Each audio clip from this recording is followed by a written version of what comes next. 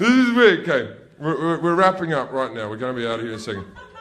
Last night, on a Friday, the room was all men. It was a great crowd last night. You've been good, but they were fucking good. Right? And it was all men, angry young men, and it was like fucking testosterone city. And now it's couples night. It's Saturday. On Friday you go out with the guys from work. On Saturday you take your bird out, right? Obviously she gets to choose the movie next time. I don't imagine that I'm the bird's choice and there's some guy going, go see Jim Jefferies say cunt.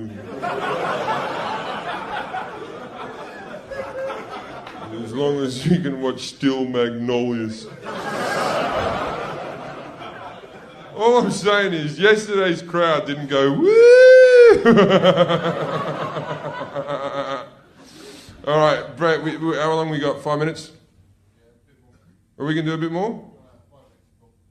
All right, we don't want to piss anyone off. Okay, does everyone know that Eddie Izzard's on the stage straight after me? So we can get into a bit of trouble if we run over because I don't want to have the fuck beaten out of me by a 50-year-old man in a dress. I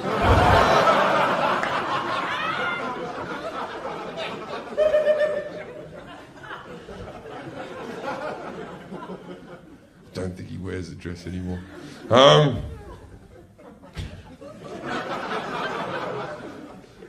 I'm going to see him in the stairs going up. He's probably staying there. I'm going to go, bit of a laugh.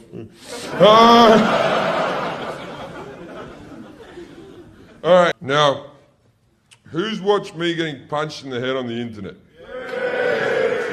It's a lot of fun. I will now endeavour to tell you the actual story of why this happened. A lot of people have written to me and asked if it really did happen and if it was fake. It was completely real. What happened was, I was in a comedy club, the Manchester Comedy Store. It's about 450 people here. There was a woman up on the balcony that kept on heckling and heckling and heckling, and I put it down, and then eventually I went, I'm going to leave you alone now, like your dad did, right? And then I went, it's a shame your grandfather never did. I know, funny. Right? Anyway, there was a guy on this side of the room who I assume had some issues with his grandfather. And he took some umbrage on what I said and decided he was going to punch me in the head. But he was an Irish bloke, so he had a full drink. So he waited until he finished his drink and then punched me in the head. But he never yelled anything out. He just sort of put his drink down calmly and went, all right, I'm going to fucking smack him. Now, when he hit me, I was in the middle of my cunt material. So for me, this was a very odd moment for a man to punch me in the head. Now, I'm going to do the cunt jokes for you now so you know that what the mindset I was in when this happened. Starting like this. Women to me are like public toilets. They're all dirty except for the disabled ones. Every single man in this room will admit to being a bad shag from time to time, whether it be through alcohol, fatigue, or just not giving a shit. There's no woman in this room that thinks they're bad in bed, and do you want to know what? Most of you fucking are.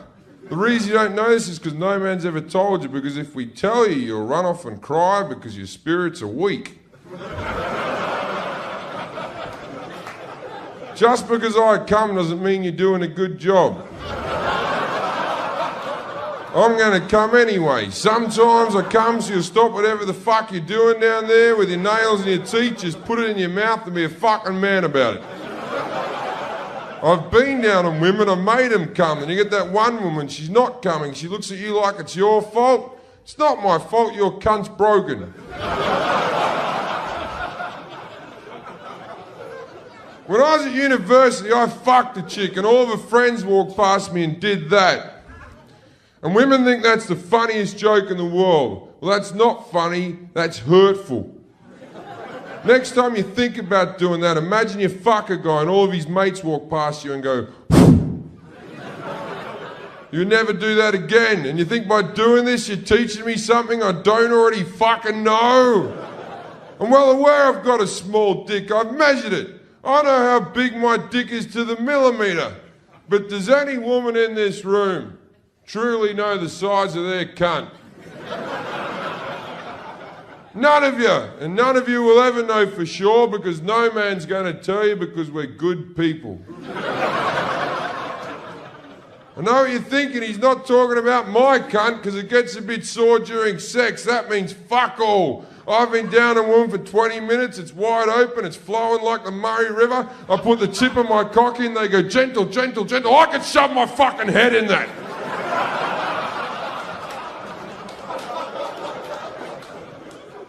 Sometimes fat chicks have really tight cunts, that's a bloody mystery, eh? I think it's because all the fat's pushing it inwards, or when you're fucking them, you just rub it up against thighs and you never actually reach the cunt. That's why doctors say fat women have to lose weight to get pregnant. And that's when I got punched in the head. All right, drop it down, start the film. What's happening? There we go. I think it's because all the fat's pushing it inwards. Or when you... Oh, hang on.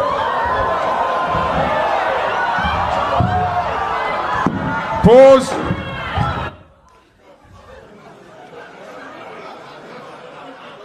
Now, as you may have already realised, I'm a great fighter. You may not have seen the subtleties of what went on there. First punch, I blocked with my face. Then I went into my crouching ninja position, allowing him to punch me in the back of the head, which is the hardest part of the human body, hurting his hand. Now, let's tell about all the characters that are on stage at the moment. The man on the ground bent over, that's me. I'm cowering. The one standing over me is the man hitting me. The other man, he isn't security, he's a punter, just like you people who came to my aid. And I will love this man to the day I die, but not because he helped me, because if you look in his hand, he's still carrying his pint. He at no stage thought that he couldn't have a fight and drink.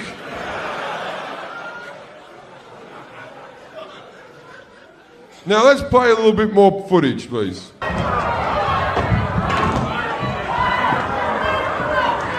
Stop! We have some new characters. I have already left this scene. I have walked off to the door over there, where I have entered back into the dressing room with a black eye, whereupon the other comedians have gone, how did it go? And I went, it could have gone better.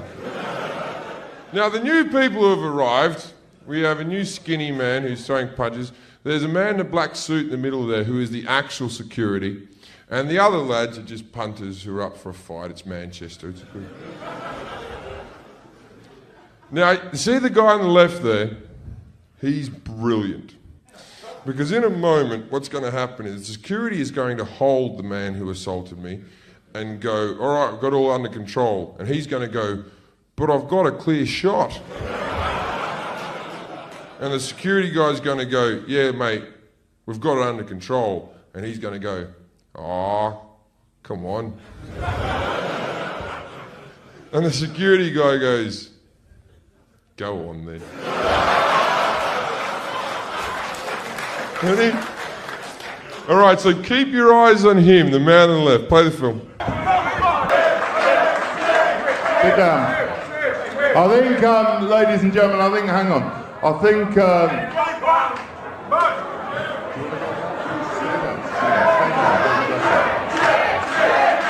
right, ladies and gentlemen, the wanker's gone, all right? Pause. Now, this is the security footage, so it's very grainy and whatever. So I got given this copy of this tape from the Comedy Store after it happened, right? And I went around to, there's comedians having a party in one of their houses. There's like 20 comedians there. And I come back with this bit of gold. You know, just like you have to fucking see how shit my gig was. Right? And we put it on the player, and we all watch it. And when Tim Clark comes out and goes, "Ladies and gentlemen, the wanker's gone," all the comics said in unison, "But he's coming back out." Now, I do come back out, and I'm about to come out to a standing ovation. Now, it wasn't that good a gig to begin with, but people felt sorry for me. But what you're really going to see is when I come out, you're going to see some of the worst high-fiving you've ever seen. I'm talking, I'm missing hands, I'm grabbing, like, I'm not a cool guy. I just don't have cool in me, right? Well, the other day, someone gave me one of them, and I grabbed their fist. And went, "Hello."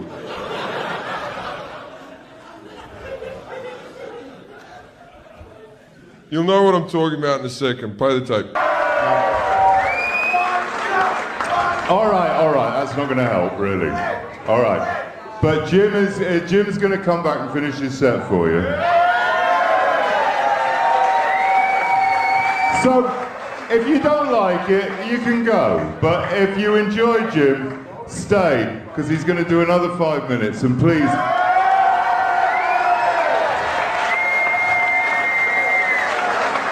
Ladies and gentlemen, to finish off, welcome back, Jim Jefferies.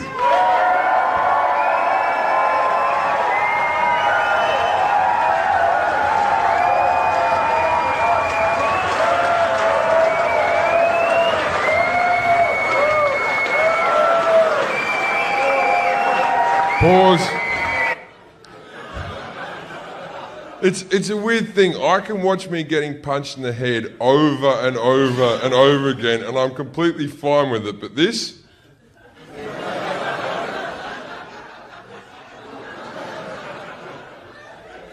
If you've watched this footage on YouTube or whatever web page you've looked at it on, there'll be a little click in the tape where all of a sudden I'll be witty and going, "Why did that guy come up here?" And I'll say some funny things. That's not what actually happened. The man who hit me was obviously Irish because he was yelling at me like he was from the IRA. And he kept hitting me, and when I came out, I may have said some very bigoted things about the Irish, which I regret saying, but as a live show I feel I should be honest with you so you can see the actual footage of what I exactly said. Now, I wasn't racist because Irish people, it's not a race. Get over it. I was just being a bigoted cunt. You'll understand, I'm not proud of this, but play the tape.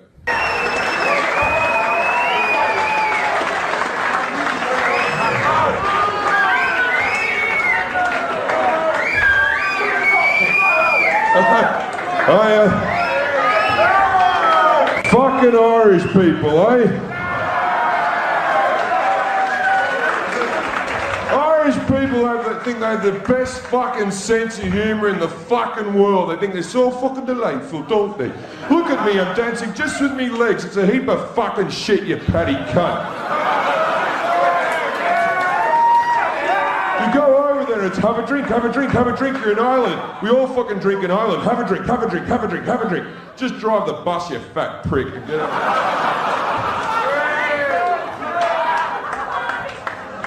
Have I been drinking? I got a fucking headache.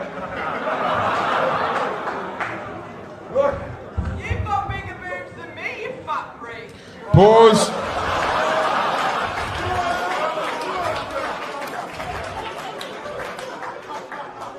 We may have edited that bit out as well. Not everyone was happy to see me come back out on the stage. Some people believed me to have big tits, you fat prick.